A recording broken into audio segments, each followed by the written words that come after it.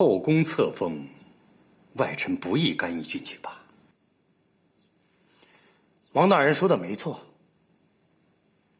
可现在情况是这样的：和珅企图让太上皇册封一个由和珅控制的皇后，若成事实，后患无穷。太上皇敕谕，皇上不便提议。现在需要像王大人这样德高望重的廷臣出面为皇上担待，想办法挫败和珅的企图。否则，我们还算什么忠臣？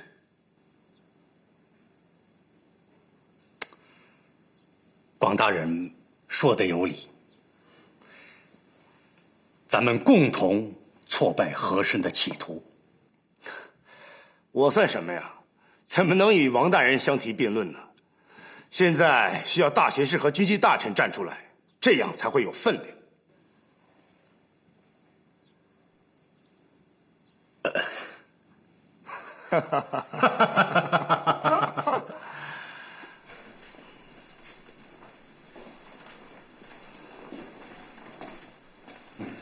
好，王大人，下官拜见王大人。免礼。你正在拟册立皇后的诏书吧？正是，王大人，请坐。下官正有一事不明，想请教王大人。讲。这立钮钴禄为皇后，就等于废帝立册呀。这究竟是为什么？这诏书里头，它总得有个缘由吧？下官愚笨，实在是找不出任何的缘由来，恳请王大人赐教。这也是我来找你的原因呐。废帝立册，这是和珅一手操纵的结果。皇上也是有苦说不出啊。这样，咱们一起想办法挫败和珅的企图。原来如此，下官不才，一切尽听王大人吩咐。姐姐，姐姐，妹妹来向你道喜来了。好姐姐，有了好事儿，一个人在这偷着乐，也不早点告诉大家，让大家一起乐了。就是，你们看我这像偷着乐？妹妹是想把我们蒙在鼓里是吧？姐姐要当皇后的事儿，这宫里都传开了，干嘛还瞒着我们呀？妹妹别胡说，这皇上才刚刚登基，后宫嫔妃册封大典还未进行呢。嗨，那不就一过场吗？来来来，大家先向皇后娘娘贺喜。是，恭贺皇后娘娘。哎呀，哎呀，别闹别闹，快起来快起来快起来！哎，姐姐，你快看，这不都来了吗？哎呀，快！恭喜娘娘，贺喜娘娘，都起来吧。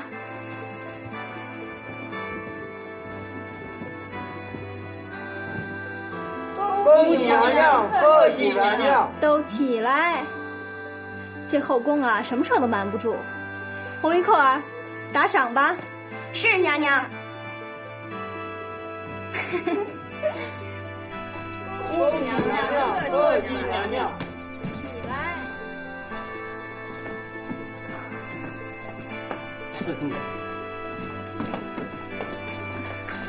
鄂总管，恭喜娘娘，贺喜娘娘。这侧福晋真的被定为皇后了？这宫里都传开了，鄂总管天天在太上皇身边，怎么会不知道呢？侧福晋走的是什么路子？你们知道吗？听说呀，侧福晋给何中堂送了厚礼，何中堂就在太上皇耳边说了他好多的好话，就这么着，太上皇就定侧福晋为皇后了。恭喜娘娘，鄂总管，皇后正在打赏呢，您不进去领份赏去？哼，这仨瓜俩枣的，我才看不上眼呢。这个何中堂手伸的也忒长了，连我的行市也敢呛，简直不把我放在眼里啊！别高兴得太早。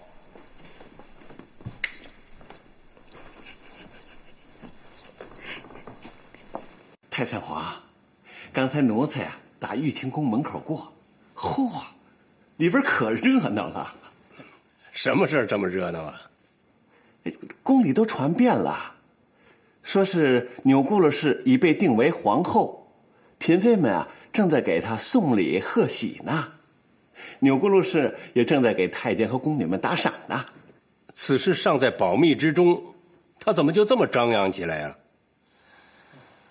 这样的人，算得上稳重识大体吗？太上皇圣命。哦，太上皇，戴渠亨求见。传。这。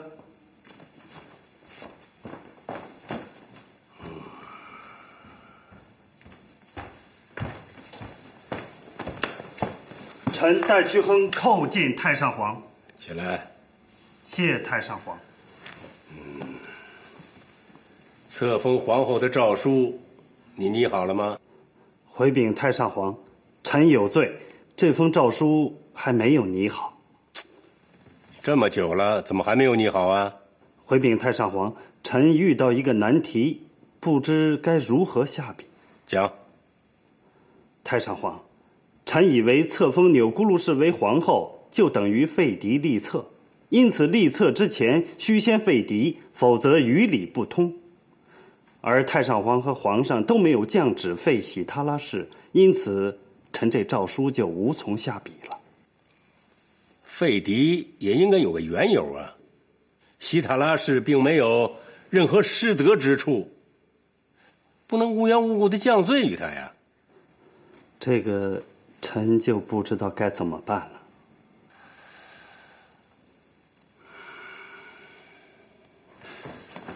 太上皇，王中堂求见。传。这。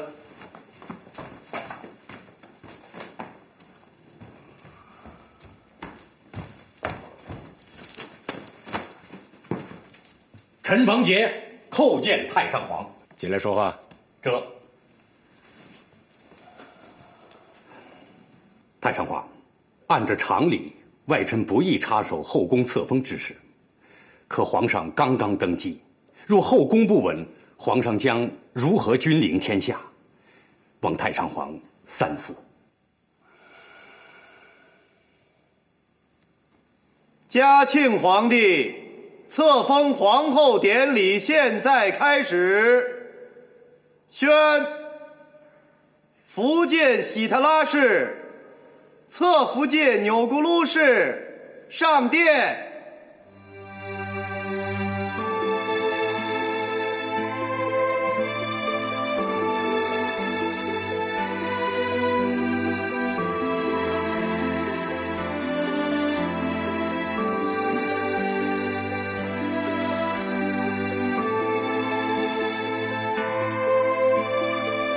臣妾喜塔拉氏钮钴禄氏叩见皇上。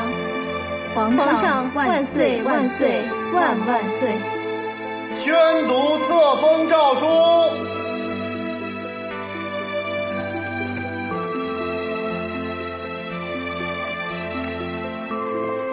奉天承运，皇帝诏曰：喜他拉氏端庄持重，真敬贤淑，亦得堪当母仪天下，统领6宫之重任，特赐封为皇后，并赐封钮钴禄氏为皇贵妃，钦此。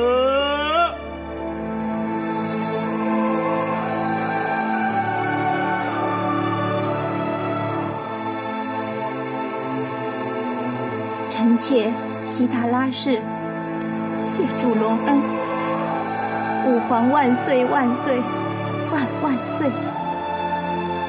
吾皇万岁万岁万万岁！起来吧。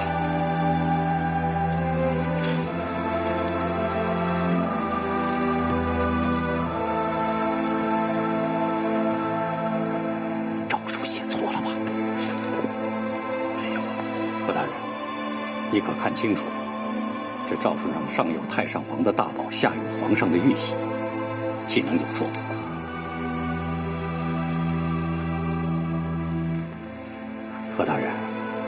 该请皇后、皇贵妃回宫了。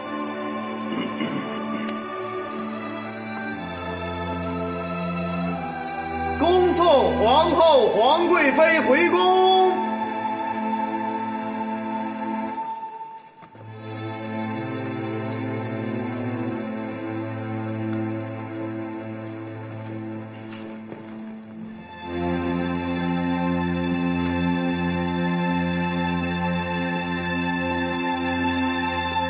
怎么回事啊，鄂总管？太上皇立诏的时候明明立的是钮钴禄氏，怎么宣诏的时候改成了喜特拉氏了？哦，何大人不知道这事儿啊？册封之前，太上皇临时改主意了。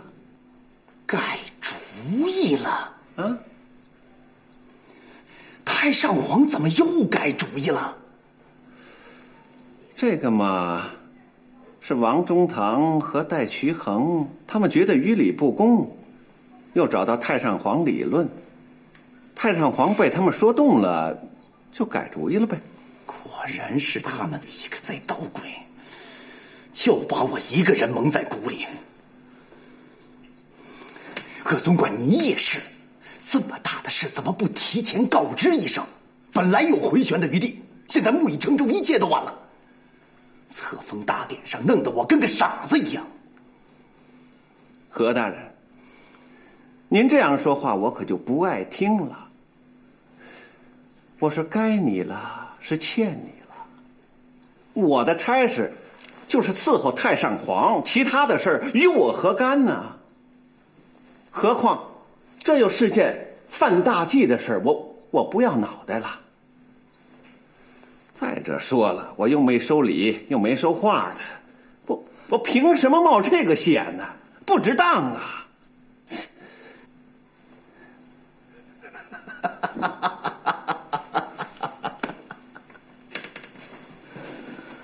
哎呀，鄂总管呐！好了，这次算何某考虑不周，鄂总管。我在这儿给您赔个不是，望鄂总管海涵啊！对，这儿有个1000两的银票，请鄂总管笑纳。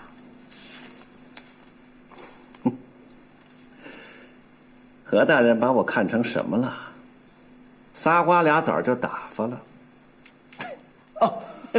不，鄂总管不要误会，过2天我一定差人给府上再送2万两银票啊！来，收下。何大人，您是财大气粗啊，拔根毫毛也是水桶粗啊。算了吧，奴才消受不起。鄂总管，那您不妨自己说个数。这不是多少的事儿，何大人。鄂总管，你我多年交情，有话不妨直说，直说。好，何大人啊，您手握重权，来钱的道多的是，何必还呛我的行市呢？我就站着伺候太上皇这点便宜了，您还要插一脚，您让我吃谁去啊？嗨，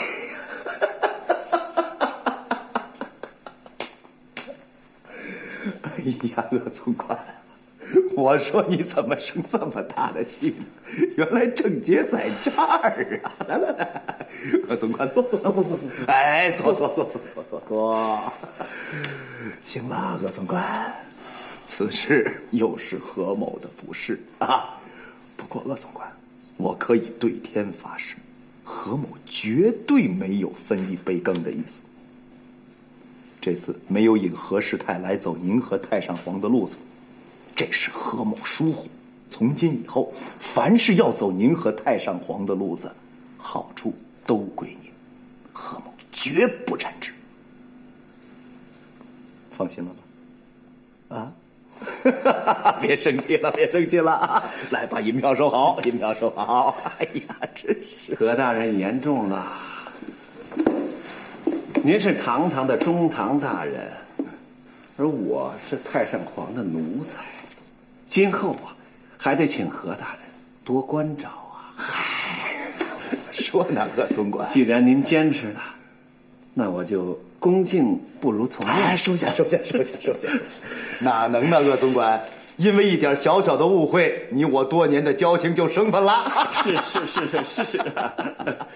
哎呀，何大人，以后如果需要我，您就吩咐。哎，吩咐不敢当。不过，哎呀，倒是真有一点小事想麻烦一下鄂总管。何大人，您说，只要我能办得到。鄂总管，这次因为立后的事儿，王杰、戴屈亨他们几个在太上皇面前蛊惑，让太上皇改了主意。这可是干涉后宫啊！外臣不得干涉后宫，这是祖宗的规矩。是，他们坏了规矩，这可是条罪状。他们干涉了后宫。明日早朝，我准备当着众臣的面弹劾他们几个。鄂总管，这可都是你亲眼见着的，怎么样？给何某当个证人吧。好说，叫我出面，何大人说句话就行。何某感激不尽。何大人好主意。当着众大臣的面，只要您有理有据，皇上就是想袒护他们也开不了这个口。这个哑巴亏，他们算吃定了。是不是拿我当吃素的了啊？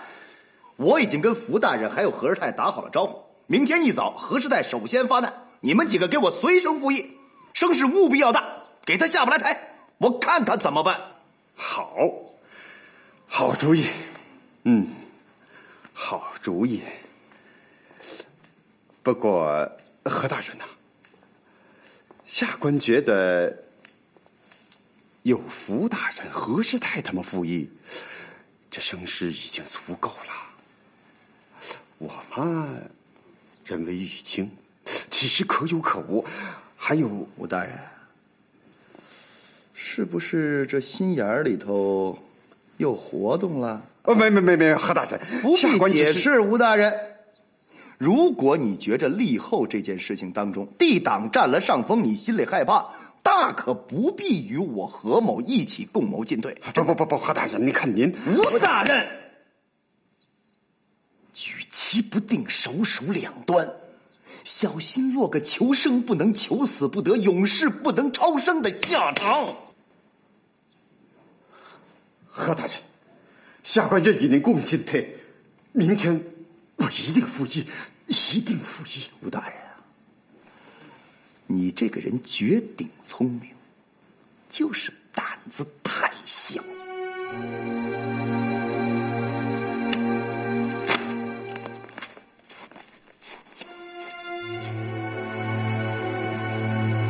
老爷，你有什么烦心事儿啊？俄罗里、吴醒兰，这都是喂不熟的狗啊！几天不给好处，或者一看风向不对，是掉头就走，弄不好还得咬你，都得拿银子喂呀。这喂狗嘛，不给点骨头是不行。那是骨头吗？那是肉。这几个月我都扔出好几万银子去了。都说我和珅贪，我不贪行吗？老爷，气大伤身，你别在这儿运气了，还是躺下歇着吧啊！今天都有什么事儿，一一奏来。皇上，奴才何世泰弹劾王杰、戴去亨等人干涉后宫。干涉后宫，这从何说起啊？回禀皇上，册封皇后一事，太上皇和皇上本是主意已定，可是这王杰无事生非，不仅阻止戴却亨起草诏书，而且唆使戴却亨蛊惑太上皇，并最终改变了太上皇和皇上的初衷。皇上，您看，他这是显然是干涉后宫啊！外臣干涉后宫，唯我大清律例明令禁止。王杰等人罪不可赦，请皇上按照大清律例降罪处罚王杰、戴却亨等罪臣。皇上，奴才以为何大人此言完全是无稽之谈。太上皇和皇上的初衷是什么？只有太上皇和皇上自己知道。何大人何以得知太上皇和皇上改变了主意呢？况且，册封诏书为太上皇和皇上钦定，有太上皇大宝和皇上玉玺在上，已经是无可争议。广大人，你这话好没道理。皇上，何大人并未怀疑册封诏书之真伪呀，而是说在立诏过程当中有人蛊惑了太上皇，致使太上皇改变了主意，重立了册封诏书，这才造成的干涉后宫的既成事实。是否改变了主意，这都是在太上皇心里的事。这么凭空指责，是不是信口雌黄，也未可知。皇上，微臣并非信口雌黄，有人亲眼看见王杰等人干涉后宫。你真的有证人？回禀皇上，内阁学士谢从周亲眼看见王杰等人阻止戴却亨起草诏书，并且唆使他违抗圣旨。还有大内太监总管俄罗里也亲眼看见王杰等人专门到养心殿群起蛊惑太上皇。皇上，奴才以为可以把证人招到堂上来当庭对质吗？荒唐！太上皇旷世英明，岂是别人可以随便蛊惑的？你们如此做法，将把太上皇置于何等尴尬境地，想过没有？是大不敬！此事不许再提。皇上，王杰等人视我大清律例为一纸空文，肆意践踏，证据确凿。皇上若不治罪，恐怕会助长此风，长此以往，国将不国，法律废弛。皇上，皇上，若是皇上有袒护罪臣之心，令罪臣逍遥法外，奴才万难屈从。若是不能维护大清律例之尊严，奴才只能以死谢之。不是的，你想以死要挟逼朕听你的话吗？你好大的胆子！皇上，你也看见了，何师太现在是死的心都有，他是什么都不怕，还是千万别让他血溅朝堂，这对我大清朝堂不利，而且传出去也实在是不好听的。何大人，谁这样的？让他说。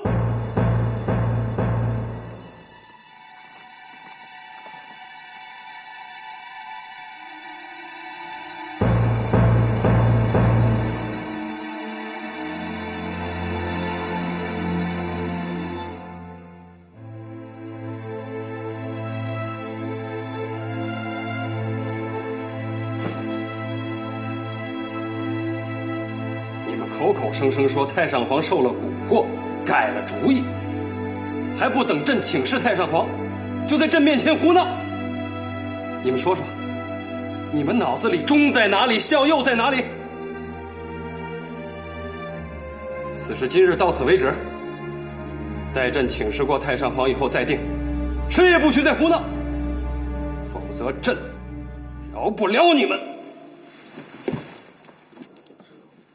退朝！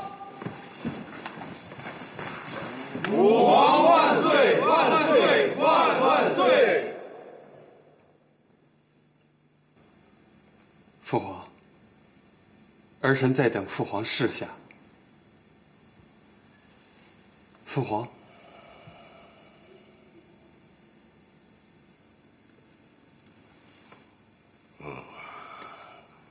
永言呐，此事说难也不难，只要朕开口讲一句话，一切迎刃而解，谁都没话可说。可是朕不想说这句话，你连这件事情都摆不平，将来怎么驾驭群臣呢？朕管得了一时，管不了一世，总有一天，朕是要宾天的。大局要靠你自己来掌控，你怎么办？这事儿啊，你自己处置。朕还要看看你如何对付这个棘手的局面。父皇的意思，儿臣明白了。记住，扬汤止沸不如釜底抽薪。最好啊，让他们不敢开口追问此事。儿臣明白，谢父皇。和珅有人证在手，还一副不依不饶的样子，的确很棘手啊。此事想翻案，恐怕不易。不过，我们要是反过来抓住和珅一个把柄，让他不敢再追下去。有了，何师太贿赂和珅那幅画，让和珅没有任何回旋的余地。对，先查清楚画在哪儿，再下手。可是，谁能去查呢？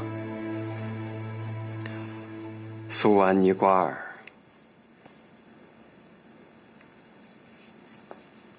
皇上，事关重大，花儿似乎不太可靠。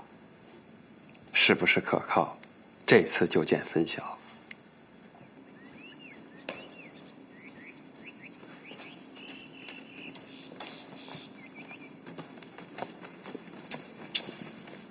苏安妮瓜尔，广大人，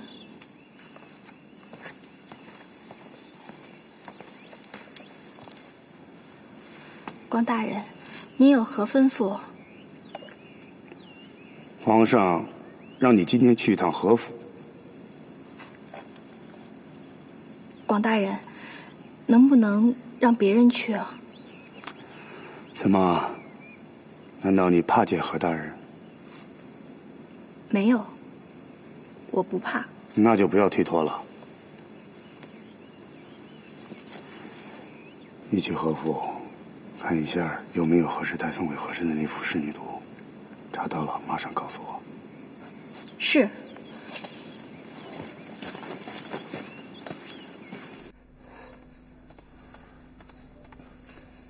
老爷，瓜儿给公主送点心来了，完了事想走，我没让她走，把她给您带来了。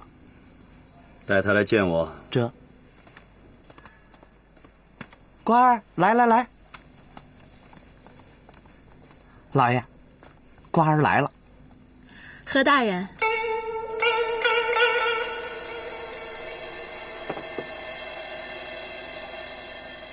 瓜儿，皇上身边这2天都发生了什么事儿啊？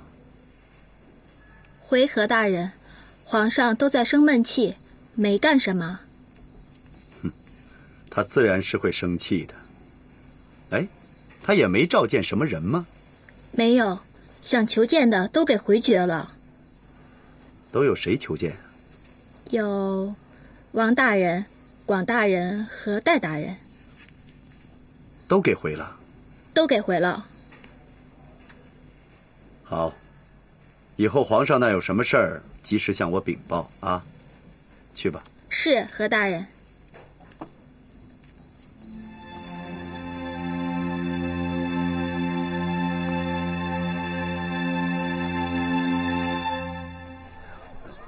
哎呀，张大人来了！哎呀，走走走，进去看。就何大人。真是想周到啊！不见不见啊！哎呀，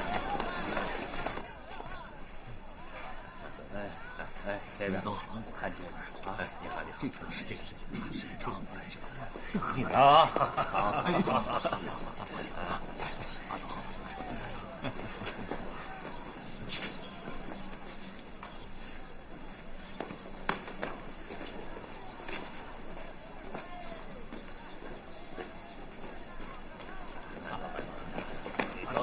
心里的。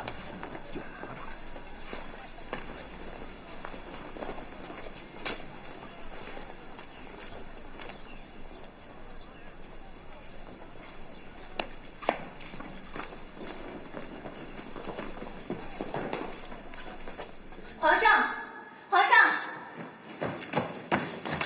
广大人，那幅仕女图就在何大人的书房里挂着呢。果然不出所料，何大人、吴大人和福大人，现在他们都在何大人的书房里，正在密谋呢。太好了，皇上，机不可失啊！德林啊，跟朕走一趟。何大人，一定要利用这一次机会，把王杰他们置于死地。若按大清律例之罪，最轻也要革职查办，永不叙有。这几个人这辈子就别想翻身了。听着啊，明日早朝都给我穷追不舍，一定不能给他们翻案的机会。老爷，老爷，什么呀？皇上驾到！啊，皇上来了，快到书房了！你怎么不拦一下人？拦不住啊！这怎么办？何大人，快躲一下，快躲一下！快，这边那边，走，刘全，快去拦一下，拦一下！是，老爷，哎呦，里边！起开，别挡皇上道！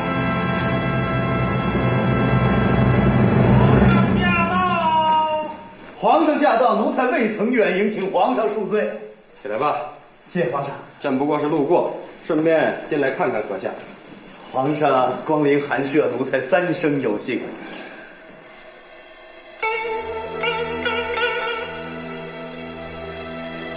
茶呢？怎么了，和相？朕在你府上，连杯茶都讨不到吗？哪里，皇上？皇上又说笑话了。刘全儿，老爷，奉茶，奉最好的茶。这。和相，刚才在府上，在干什么呢？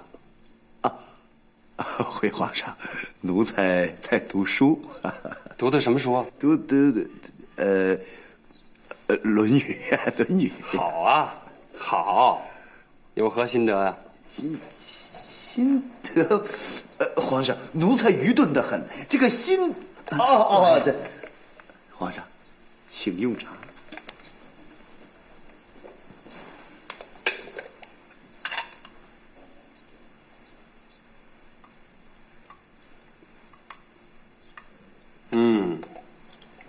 果然是好茶。皇上，这是台湾的极品高山，如果皇上喜欢，奴才一并奉献给皇上。那倒不必了，这和府里啊，到处都是宝贝，朕总不能都拿了去吧？哪儿啊，皇上，寒舍的东西只要皇上喜欢，那都是皇上的。和相放心，朕是不会夺你所爱的。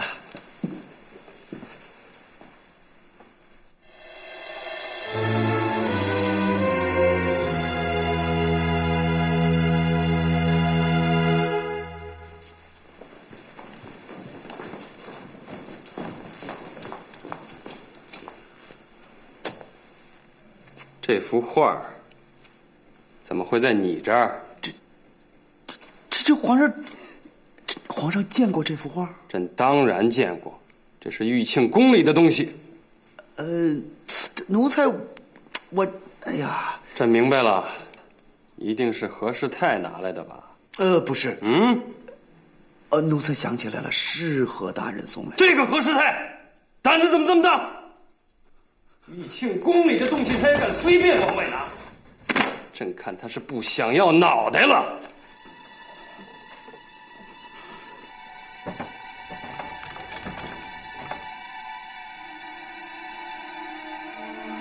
今天有地洞，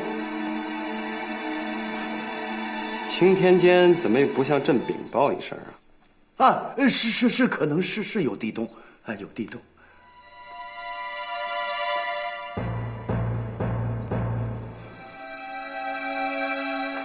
罢了，朕是得饶人处且饶人。告诉何世泰，让他把画送回去，所有的事儿就一笔勾销。是皇上，奴才马上让他送回去。对王中堂他们，你们也收手吧，事儿闹大了，对谁都没有好处。德林，抬驾。起驾！哎，奴才恭送皇上。皇上。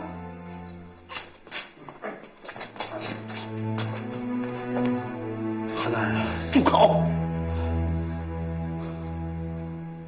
哎，刘全，老爷，去把那幅画摘下来。哎，慢着，让我再看一眼。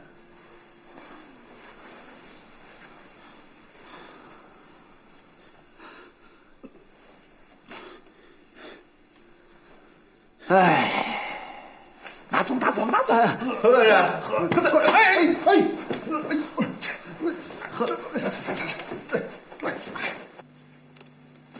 何师太，你还有事儿要奏吗？回禀皇上，奴才没有。那福长安呢？回禀皇上，奴才也没有。何相。啊，回皇上，奴才没事要奏。那今天呢，就专门议一议运河的清淤工程。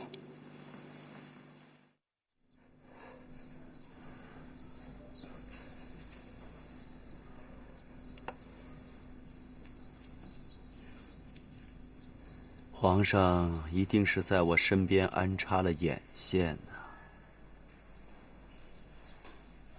会是谁呢？吴醒兰，他不敢；福长安，不会呀；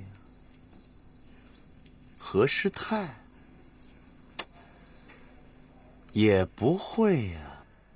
老爷。那会是谁呢？哼，还有一个人，你们怎么都忘了？谁？谁呀？苏瓦尼瓜尔。难道你们觉得他和咱真的一心？哼！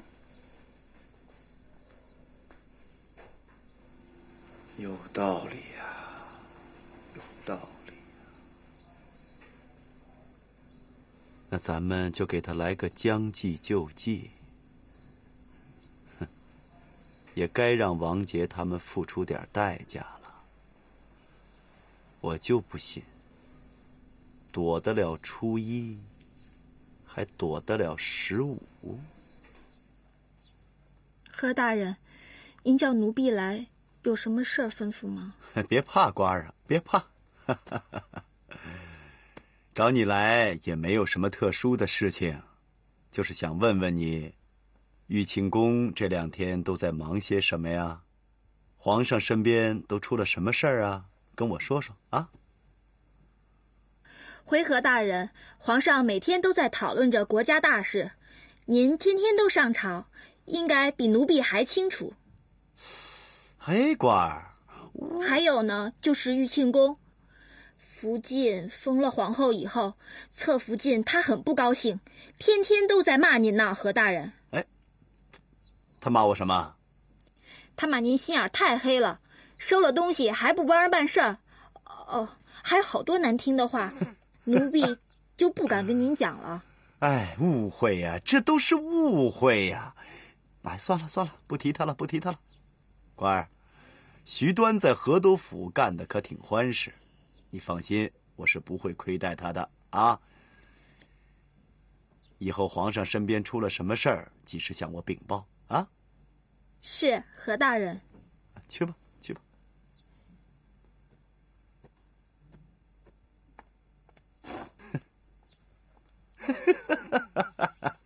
5万两，来个学证吧啊！好。别着急，别着急，一个一个来啊！只要把银子带足了，都有你们的官做。银子多做大官，银子少做小官啊！都别着急，一个一个来。哎，刘总管，小弟有2万两银票，您看能给安排多大的官啊？2万两也就是个知县啊！你叫什么？小弟叫李显德，刘总管。得，从今儿起你就是李知县了啊！谢刘总管。甭谢我，要谢何大人啊！排好队啊，一个一个来。我看得真真的。明目张胆，无法无天了他。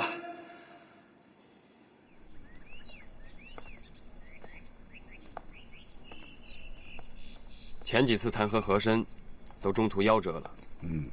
这次你一定要拿到足够的证据，让他无法狡辩。臣一定不负皇上的重托。显德兄。不，现在应该叫李知县大人。小弟啊，想在何大人这儿买个官儿当，不知道现在是什么行情啊？好说，知府以上的是缺，需何大人亲自过手。知县以下的官儿就不必麻烦何大人了。刘总管说话就作数。至于行情嘛，差不多是明码标价了。像我这知县，2万两银子就行了。跟在我后边的一个叫孙耀庭的监僧，出了10万两银子，得了个山西布政使；还有一个叫陈不生的盐商，派出15万两银票，何大人给他一个浙江学政。乖，连个浙江学政都能买到，看来我这8万两银子也不上不下的，还不太好办呢。那就放心吧，多少钱的官都有，8万两的官也肯定有。而且肯定比我这2万两的宛平知县要肥得多。嘘，别让别人听到了。来，喝酒，喝酒。这3个买官的人近几天还在京城逗留，我派一个小书办暗中盯着他们，掌握他们的行踪，以便随时传唤。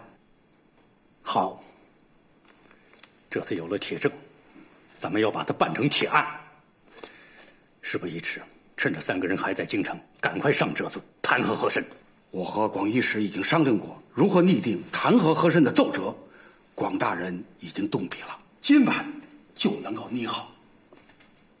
好，太好了！明天早朝，咱们就向和珅发难，任和珅再狡猾，这次也难逃脱。